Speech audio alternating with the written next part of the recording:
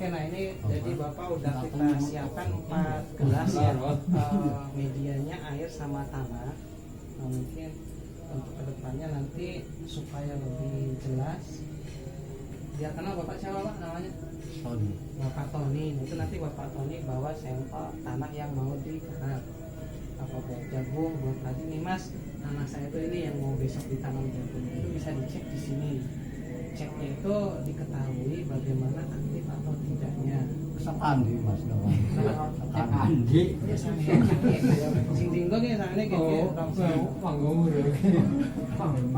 yo lebih tepat ya, lebih bagus. Jadi tidak sia-sia untuk prakteknya. Ini kan nanti ya nggak apa-apa, ini juga katanya ada jambu bol ya Pak ya. Mudah-mudahan nanti hasil uji ini nanti siramkan di situ, itu bisa memacu nanti pembungaan atau pembuahan untuk jambu bolnya. Nah ini kita cek kondisi tanah dengan air ya, itu ditambahkan nanti dengan lampu. Kalau menyala itu berarti aktif, kalau tidak kurang aktif, ataupun nyalanya redup terang berarti kan itu menunjukkan kondisi dari tanah tersebut. Ini kondisinya terang ya Pak ya. Ini tanah ya aktif. Ada yang misalnya dicek itu nggak nyala, berarti kan udah kurang aktif tanah tersebut. Tanah pasir di Padang Mas. Nah untuk kebutuhan pupuk ini urea apa nitrea Mas? Urea ya. Nah ini kita coba di gelas yang nomor 2 ya. Jadi yang nomor 2 ini kita kasih 1 sendok urea. Sing saya bikin go. Nah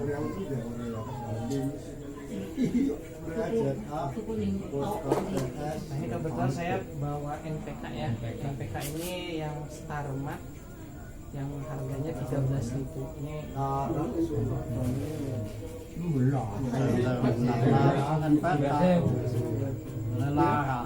kita pakai 1 sendok juga ya untuk gelasnya.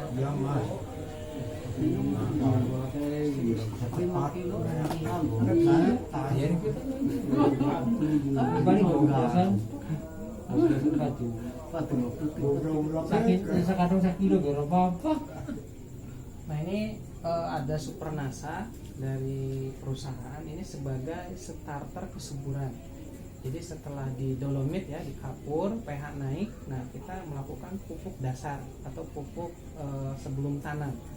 Karena pada saat nanti benih berkecambah, dia mulai cari makanan. Nah kalau udah dikasih Supernasa itu sangat luar biasa, bisa memacu ya, mempercepat.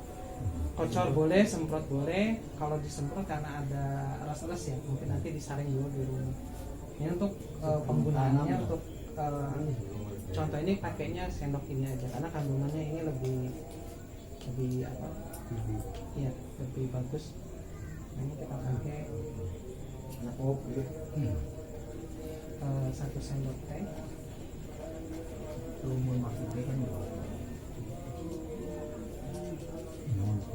Hasil ya.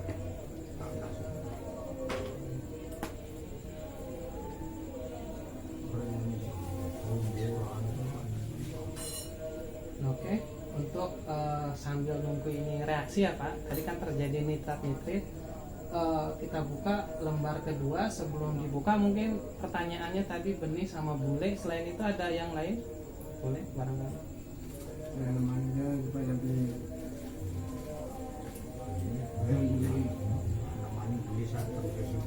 ya, udah paham ya. Jadi untuk bagaimana matahari, air, udara, mengatur tumbuh ya, dibutuhkan bagus pupuk dan ataupun penggunaan dolomit.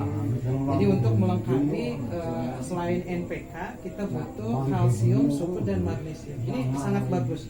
Ini memang sangat dibutuhkan yang mungkin belum terbiasa aja pakai kapur. Nah ini ada satu peniruan yang nanti bisa dipraktekkan.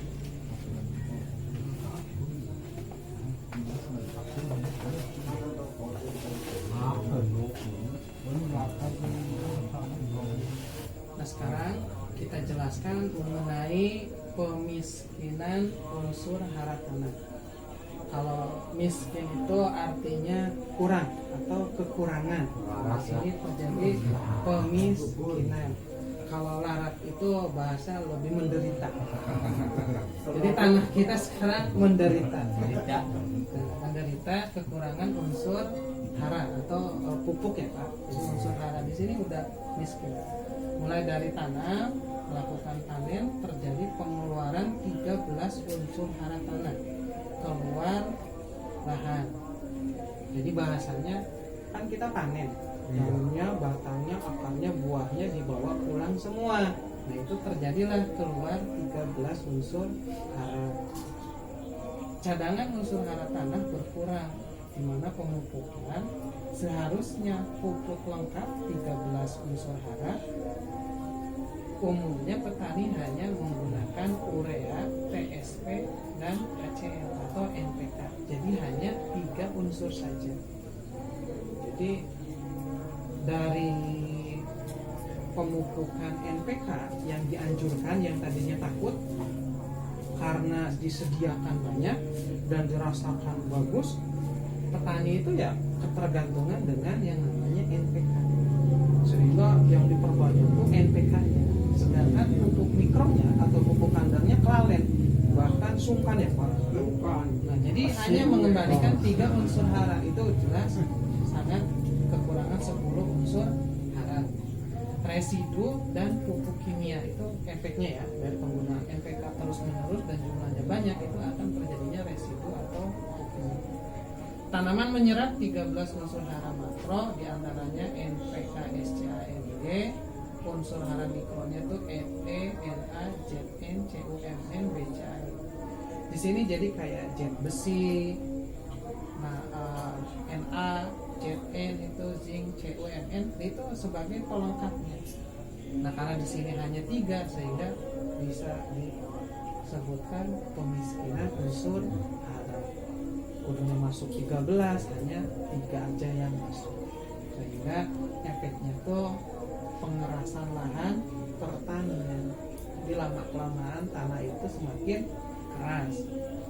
Pemakaian pupuk kimia yang berlebihan dan terus-menerus, tidak semua unsur pupuk kimia terserap tanaman. Residu pupuk kimia sulit terurai, menumpuk pada lapisan tanah. Struktur tanah mengeras. Akibatnya 1. Pernapasan akar atau aerasi terganggu. Jadi si akar itu susah Pak untuk mendapatkan makanan karena di lapisan atas itu udah zat kimia. Yang kedua, jumlah anakan padi sedikit. Jadi udah mulai menurun dari jumlah anakan. Akar tanaman sulit menyerap pupuk, produktivitas menurun, dosis pupuk semakin tinggi. Jadi dari tahun ke tahun tuh iya pupuk tuh kok naik terus dosisnya. Jadi kalau dulu tuh seperempat bau tuh hanya 5-10 kilo, kalau sekarang tuh 30-60 ya Pak, sekantong lah itu baru ada reaksi di tanaman. Nah jadi dengan misalnya menurunnya unsur hara ini akan menurunkan hasil produktivitas juga. Nah, mungkin di lembar kedua ini boleh barangkali ada yang mau dipertanyakan.